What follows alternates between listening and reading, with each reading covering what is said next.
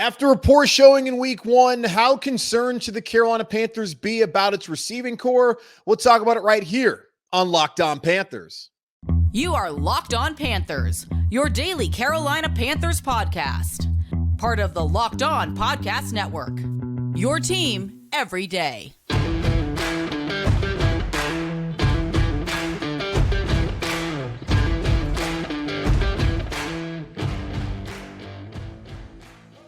Welcome into another edition of the Locked On Panthers podcast, a part of the Locked On Podcast Network. I'm your host, as always, Julian Council, talking Carolina Panthers with you every Monday, Tuesday, Wednesday, Thursday, and Friday. Your team every day. That's our motto here on the Locked On Podcast Network. Subscribe or follow the show for free on YouTube or wherever you listen to your favorite podcast. And be sure to follow me, Julian Council, on Twitter at Julian Council, where on Wednesdays, like today, I answer your weekly Wednesday mailbag questions throughout the Panthers regular season. Either at me or DM me to get in on the action for next week's edition of the weekly Wednesday mailbag right here on Locked On Panthers. Today's episode of Locked On Panthers is brought to you by Jace Medical. Empower yourself when you purchase a Jace case, providing you with a personal supply of 5 antibiotics that treat 50 plus infections. Get yours today at jacemedical.com. That's JASE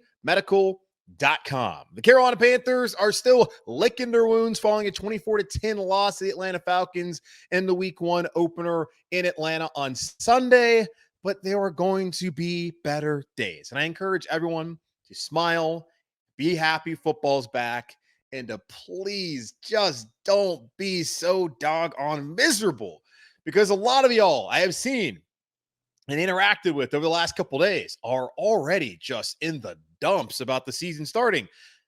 You didn't lose your quarterback. The New York Jets were on Hard Knocks. They have an excellent defense, a team that is built to win way more than the Panthers have. And they had Aaron Rodgers, and they lost him after 4 snaps. It can always be worse.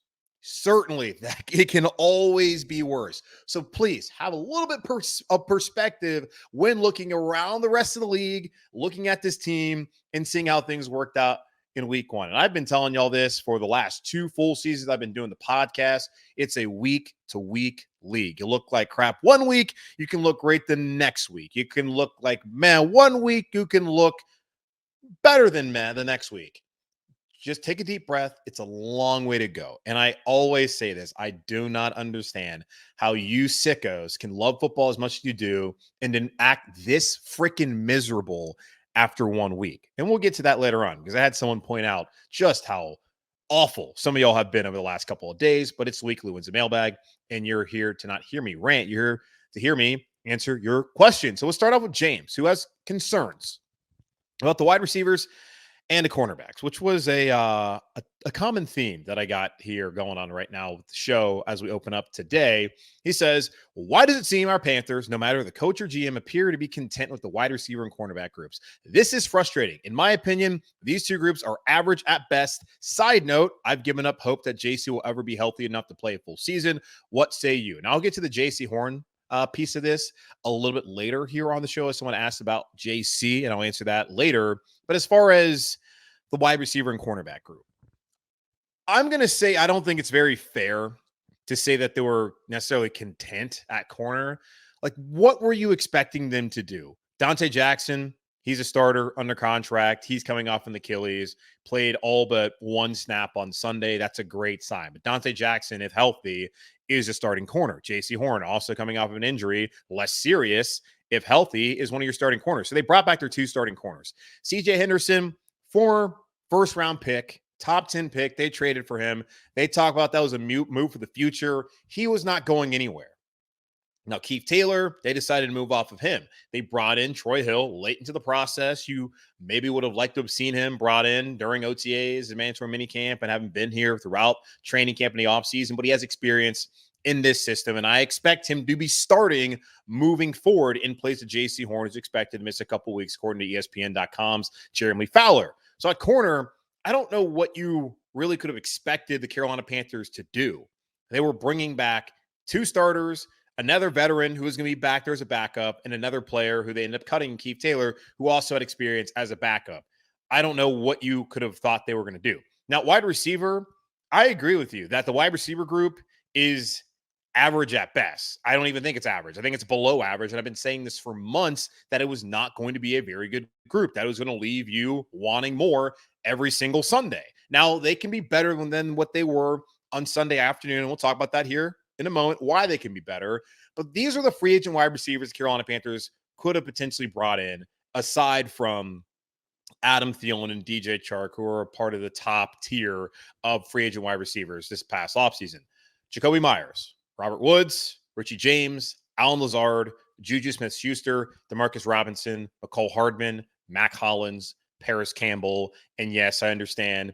Eventually, you saw guys like Odell Beckham Jr., who was not interested in Carolina, was available. And you also saw DeAndre Hopkins, who said he wasn't interested in a rookie. The Panthers weren't interested in him either. They were available. That is not a great list of names. The Panthers did not have a ton of great options, if any, at wide receiver during free agency. So as I've said so many times, they did the best that you could have reasonably expected considering where the wide receiver market was this offseason with free agents. So I can understand once they get Thielen in town and DJ Chark and they draft Mingo, how you can still want maybe DeAndre Hopkins, because clearly there wasn't a number one and still isn't. And for whatever reason, they weren't interested. And I had talked about it at the time. I didn't think it made sense for DeAndre Hopkins. I think it could have made sense for the Panthers, but I feel like the Panthers are looking for a long-term solution there. And I don't think they want to pay DeAndre Hopkins the kind of money they would have to shell out for him to have been here in Carolina for this season and even maybe 2 seasons from now. So who knows whether that actually would have worked out. But right now, I feel like the Panthers did as best they could at wide receiver and the cornerback group. I don't really know reasonably what you could have expected them to do more than what they did by adding Troy Hill and letting Keith Taylor go. Again, it's not like the cornerback market was going to yield itself to a ton of guys that were going to come in and immediately make an impact when you already have 2 starters there for the Carolina Panthers. So I do think it's an upgrade by bringing in Troy Hill over having Keith Taylor. So I don't know. Don't know what more they could have really done. We got Jacob now and Matthew pretty much asking the same questions. Jacob asking, are there any possible routes the Panthers get a wide receiver to upgrade their room? Matthew saying, is there a way you can see us improve our wide receivers this year via trade? Now, for me, what could really help the Panthers wide receivers is just being healthy. DJ Chark missed game 1 with the hamstring. He's missed the last 3-4 weeks with that same hamstring injury. Damiere Byrd never played it down here in Carolina so far. Could come back later on in the season. He was put on IR with a hamstring injury, and they had an injury settlement. He could join the team later on. Terrace Marshall has had a back injury. He's missed time. He was limited last week, and you could see him missing time on the field impacted him and Bryce and whether they're on the same page, which they weren't on Sunday afternoon. Laviska Shenault was in concussion protocol. Adam Thielen was dealing with an ankle, was limited last Wednesday, missed practice on Thursday, then was out there for the majority of the game on Sunday afternoon. So what could help the Panthers is just being healthy, being out there working with Bryce. How much has Terrace Marshall really worked with Bryce Young since training camp began? Probably not that much. Same thing with Laviska Shenault and some of the other receivers that were out there on Sunday afternoon. Like Adam Thielen, he's worked with Bryce a ton, but he's worked with him way more than Marshall would have, Mingo would have. So not being able to have that kind of chemistry that you need at the wide receiver position, I think hurt the Panthers on Sunday afternoon. Now you talk about, can they trade potentially to find somebody else or to find somebody else to come help? They have their 2nd round pick next year. They have their 3rd round pick, their 4th round pick. They have San Francisco's 5th from the McCaffrey trade. They have a 5th rounder from Tennessee, which I believe is from the Dennis Daly trade. And then they have Arizona's 6th rounder from the Robbie Anderson trade. So that's 6 draft picks. You don't have a first, which you're not trying to give up anyways.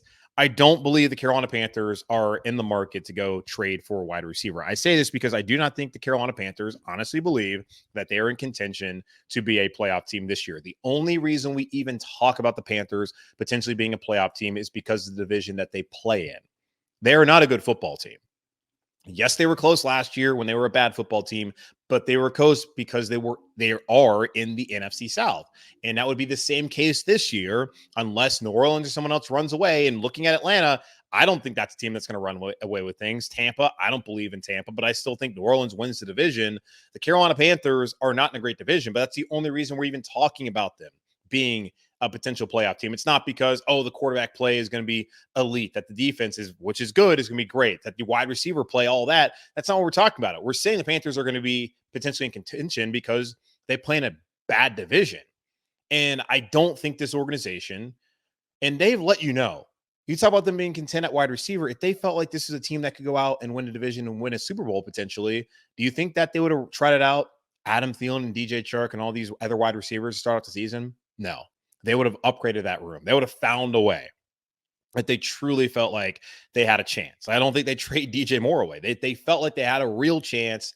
They wouldn't have done those moves. But they understand they have a rookie quarterback, a new head coach, new offensive and defensive schemes, and it takes time in this league to really get on the same page and to build towards being a contender. If they felt like they were a contender, some of the holes on the roster, they wouldn't be here. They're trying to do this not as a slow build, but a smart build as far as it goes here with Carolina Panthers, and not rushing things when clearly this team is not contending for the Lombardi Trophy this year and maybe even next year.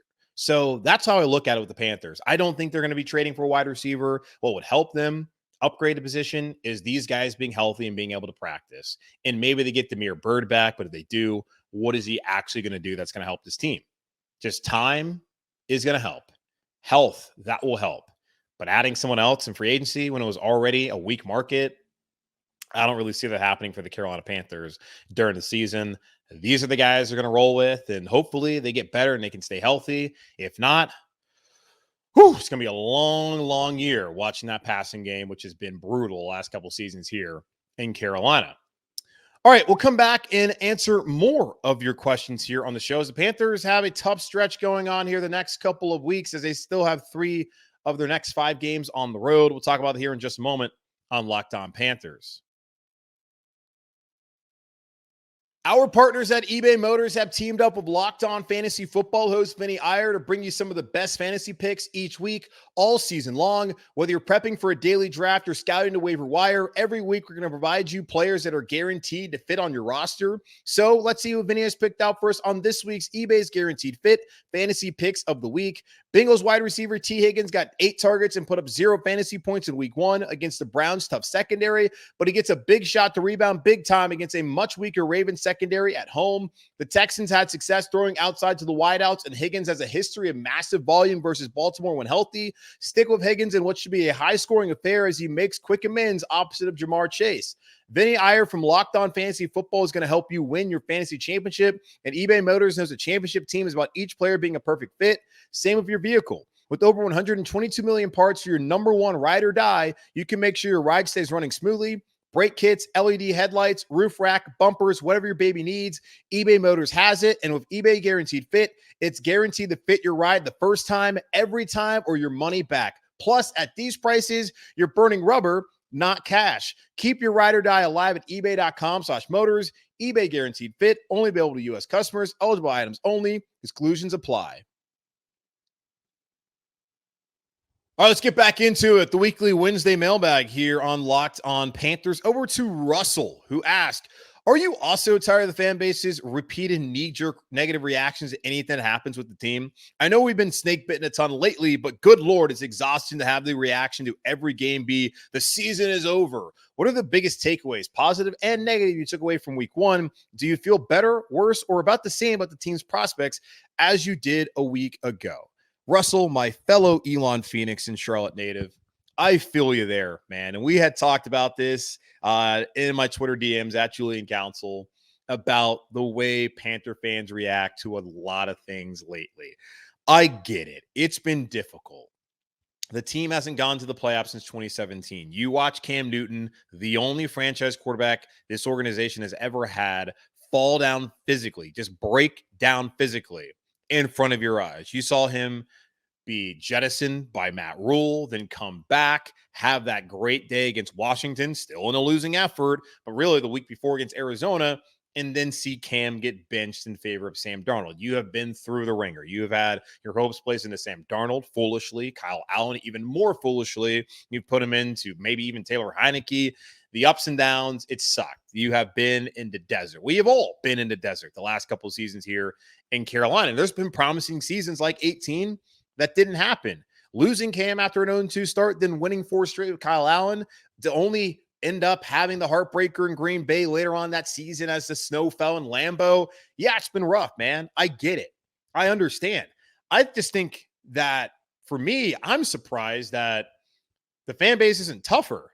You would think that hard times that you would have maybe more of a calloused heart, that you'd be able to withstand a week 1 loss to the Falcons. I would think that y'all would be tougher by now because this fan base is soft, y'all. Y'all are so soft sometimes. Look what the Browns have been through.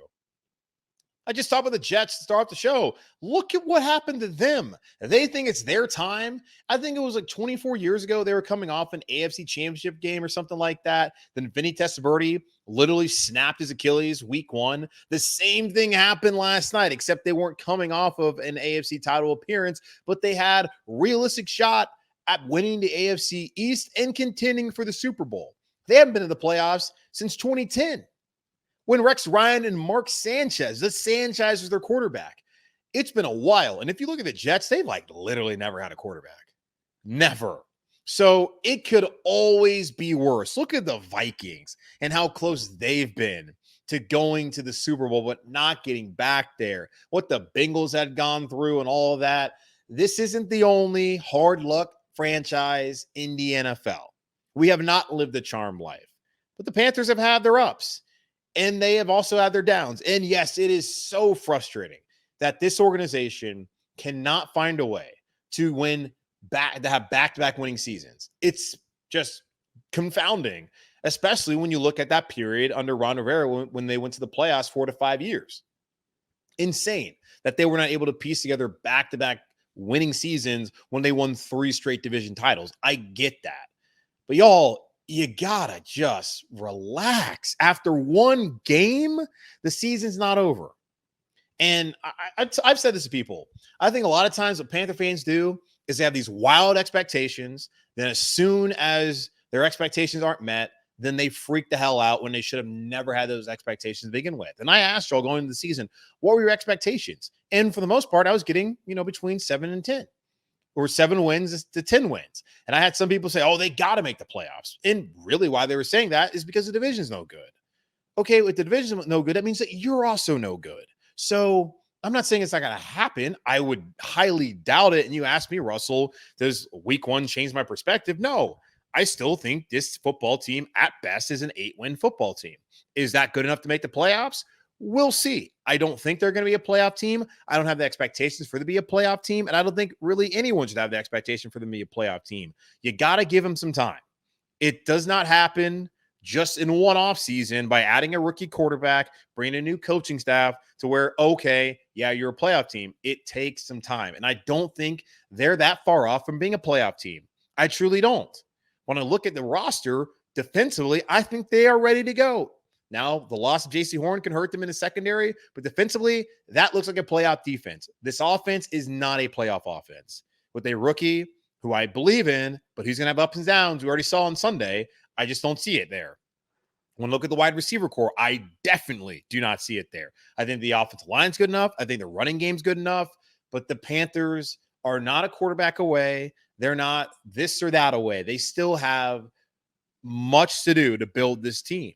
So I just think people just got to calm down, understand it's 1 game. They can bounce back, win against New Orleans on Monday Night Football in prime time. Bryce can look good. The receivers can look better, and all will be well. But you'll still only be 1-1. You have 15 more games left to go. So it's a marathon, not a sprint. I just ask people to take a deep breath, to not freak out after every single thing and want to fire the general manager after 1 week. I've gotten so many Fitterer questions. I don't think he's going anywhere right now. I think he's tied to Frank Reich. Just wait and see how it goes. And I understand. I am also tired of them not going to the playoffs. I have to literally sit here and talk about this team every single day. You're not more annoyed by them not going to the playoffs than I am. A dude who has to figure out what to say about this football team in June and July when ain't anything going on. So trust me, I understand. Take a deep breath, relax. And if it makes you that upset, just go take a walk, touch grass, man. Just do something else. Like, don't be that upset about it. So yes, I feel you, Russell. I'm annoyed by it as well. My thoughts have not changed. I think Bryce Young can be the guy. It's just going to take some time. And they got to get healthy. They're not healthy right now on offense. And until they're healthy, if they even get healthy, you're going to have to reserve judgment. All right, over to Steven now, who asked, what do you say to Panther fans looking at the next 5 games? Credit to you, the same potential problems you predicted before the season actually came true. Game plan for opposing teams coming to play Carolina, stopped run and double Brian Burns. No outside help at wide receiver or cornerback. Could it get ugly? Now looking at the next 5 games, it's home against New Orleans on Monday Night Football, at Seattle, home against Minnesota, at Detroit, at Miami. I think the Panthers can beat the Saints. I said that going into the season, I felt like they would be 1-1 after the first 2 weeks. And talking to Aaron Freeman of Locked On Falcons last week, while I did not want to make a pick, I told him that the Panthers, I think, are going to go 1-1. And the most likely loss, in my opinion, is on the road, week 1 at Atlanta. First game of rookie quarterback. They don't win those games, y'all.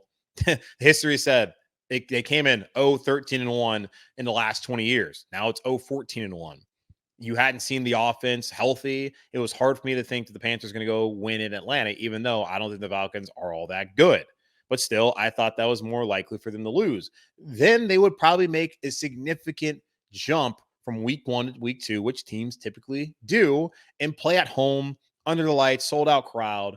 I felt like the Saints game was a game that they would win of the 2. So I think they can beat New Orleans on Monday night. At Seattle, always tough. I didn't see them play the Rams. I know they lost. Seahawks, that's a tough game, playoff team from a year ago. Minnesota somehow lost to Tampa. You get that game at home. That's a game you can lose. It's a game you can win. At Detroit, going to be difficult. They just won at Kansas City last week. That offense is spectacular. Defensively, I still have questions there with the Lions. And then at Miami, what they did at the Chargers, that feels like a loss. But it's the NFL. Any given Sunday, what I would tell people is you have a good running game. The offensive line is much better than it looked like in the preseason.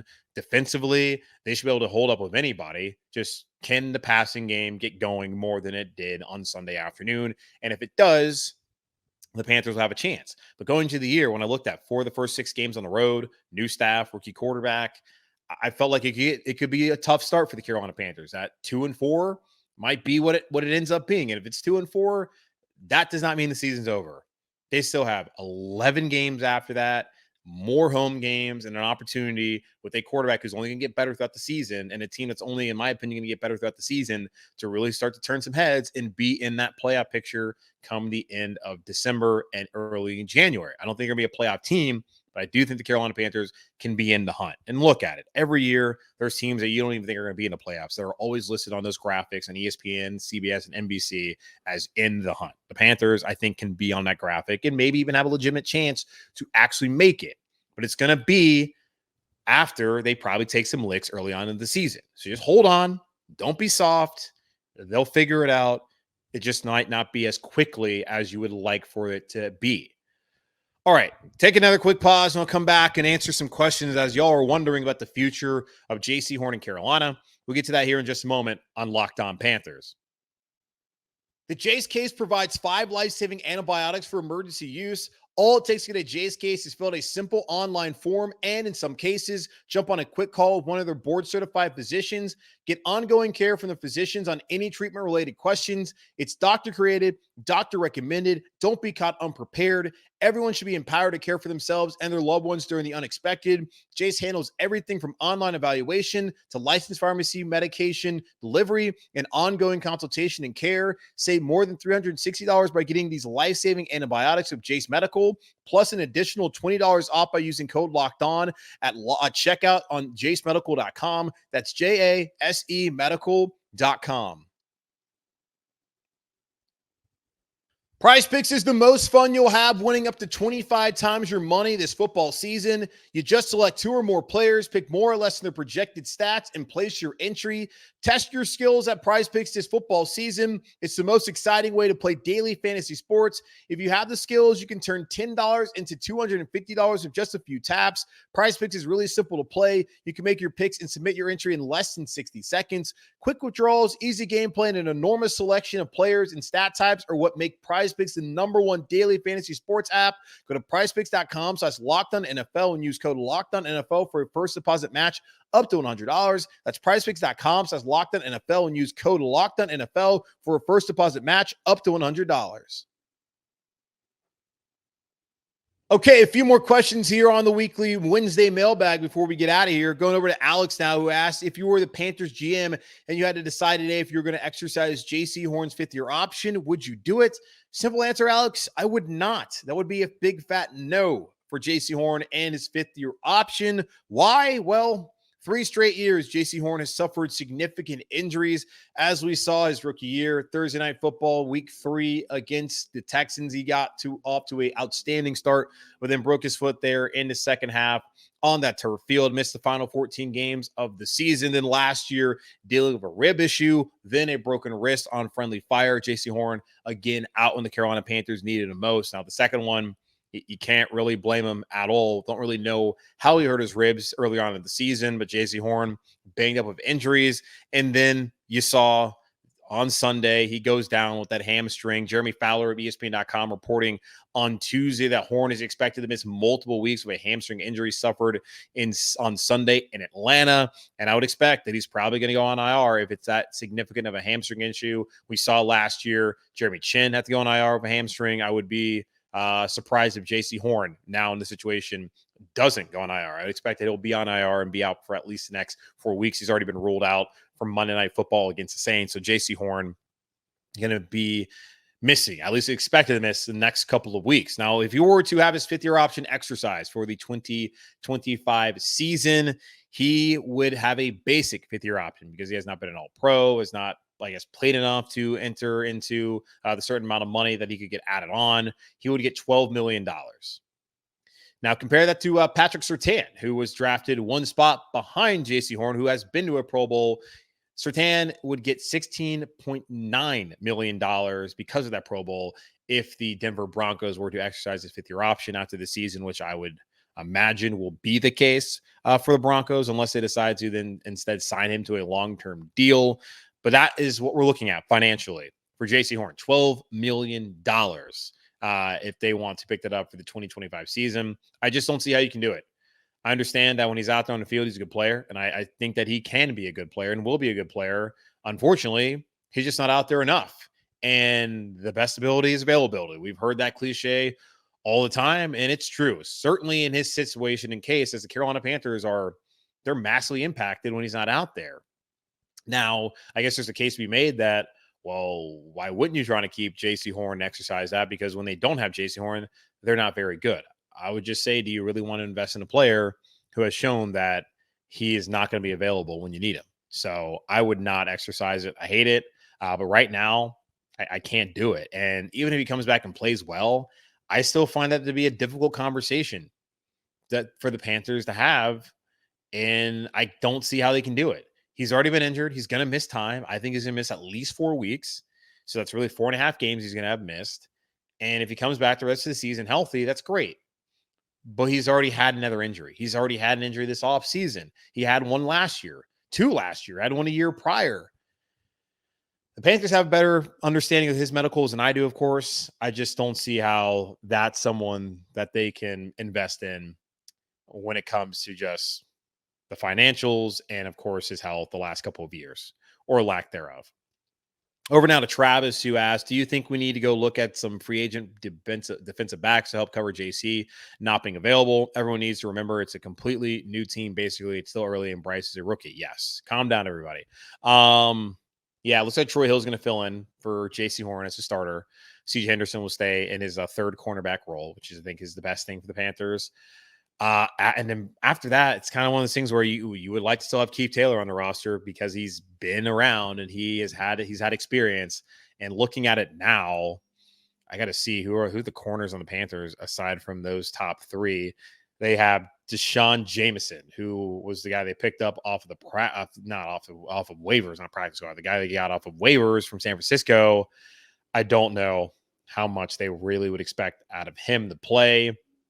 So, yeah, it would make sense for the Panthers if they do place Jace Horn on IR to go out there and use that open roster spot on a veteran corner. So I would think that would be the thing that they will do and absolutely something that they should do. All right. Last question comes from Chad, who says, realistically, What has to happen for there to be a passing game Monday night? Who steps up at receiver? Can Hurst be even 60% the threat Olsen was downfield? I'm not worried about Hayden Hurst.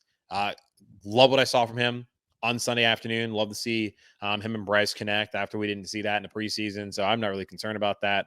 Greg Olsen's like a borderline Hall of Famer. Hayden Hurst ain't going to be that. So let's not have those kind of expectations for him. But if he can be a guy who can, do what he did on Sunday consistently, I feel good. I feel really good about what he provides as far as a pass catching tight end, something that has been extinct the last couple of years here in Carolina. As far as a passing game, just if they can get Chark back healthy, if Thielen's healthy all week, if Terrace is healthy all week, if Laviska is healthy all week, if all those guys are healthy throughout the rest of the week, and we'll find out on Wednesday what the injury report looks like. If there's a clean bill of health on the injury report for the wide receivers, that will help the passing game. Having them out on practice, working with Bryce, and then, of course, on the field on Monday night, that will help the passing game. So who steps up wide receiver? I think Adam Thielen will have a better game than he had. I don't know how healthy he was on Sunday with the ankle. He played every snap except for like 1 or 2 or something like that. I think Thielen will be fine. I'm not worried about him. I had someone else ask me about, are you worried about him only getting 2 targets? I'm not overly concerned about that. I think Thielen will be just okay. And I think that he'll probably be the one who steps up Monday night at home. And they're playing at home. They're going to play better at home than they played on the road against the Falcons. And I had someone else ask, did you think that they were affected by the crowd noise? That place was empty. So I don't know how they could have been. And yes, I know the Falcons have pumped in sound before. No, I don't think that was a concern at all for the Panthers on Sunday. So yeah, I believe the passing game will be better. Just by product of more time on the practice field together. And if you can get some guys healthier than they were on Sunday in that loss in Atlanta. That's going to wrap up this edition of the Locked On Panthers podcast, a part of the Locked On Podcast Network, hosted by yours truly, Julian Council. Again, y'all, make sure to subscribe or follow the show for free on YouTube or wherever you listen to your favorite podcast. And be sure to follow me, Julian Council, on Twitter at Julian Council, where next week I'll answer your weekly Wednesday mailbag questions once again, either at me or DM me to get those questions into me now. But in the meantime, be safe, be happy, be whole. As always, keep pounding. And I'll be back with you tomorrow for yet another crossover Thursday with Ross Jackson, the host of Locked On Saints. Until then, take care.